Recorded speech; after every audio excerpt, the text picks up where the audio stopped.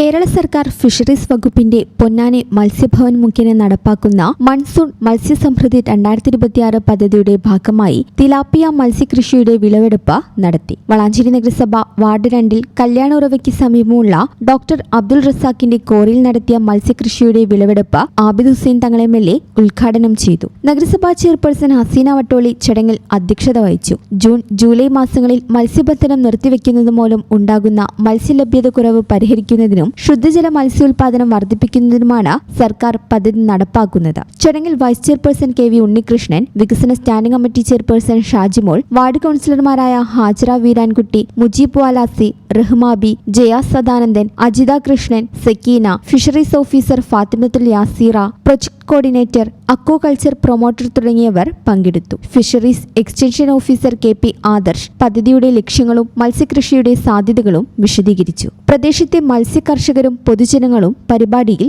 പങ്കെടുത്തു. നൽകുന്നതിന് കൂടി വേണ്ടിയുള്ള ഒരു പദ്ധതിയായാണ് ഫിഷറീസ് ഡിപ്പാർട്ട്മെന്റ് ഇത്തരം ഒരു പദ്ധതി ആവിഷ്കരിച്ചിട്ടുള്ളത്. ജനങ്ങൾക്ക് ഒരു അവബോധമുണ്ടാക്കുന്നതിനും ഈ കൃഷി സാധാരണക്കാരിലേക്ക് എത്തിപ്പിച്ച് അത് വിപുലമായ തോതിൽ നടത്തിപ്പിക്കുന്നതിനും ഒരു പ്രചോദനം നൽകുന്ന പരിപാടിയാണിത്. ഇതിന് മുൻകൈയെടുത്ത ഫിഷറീസ് ഡിപ്പാർട്ട്മെൻറ്റിലെ പ്രിയപ്പെട്ട എല്ലാ സുഹൃത്തുക്കളെയും അത് കൃഷി ചെയ്യാനായി തയ്യാറായ കൃഷിക്കാരെയും ഒക്കെ അഭിനന്ദിച്ചുകൊണ്ട് ഇതിൻ്റെ സന്തോഷകരമായ തുടക്കം കുറിച്ചിരിക്കുന്നു എന്നറിയിക്കുന്നു.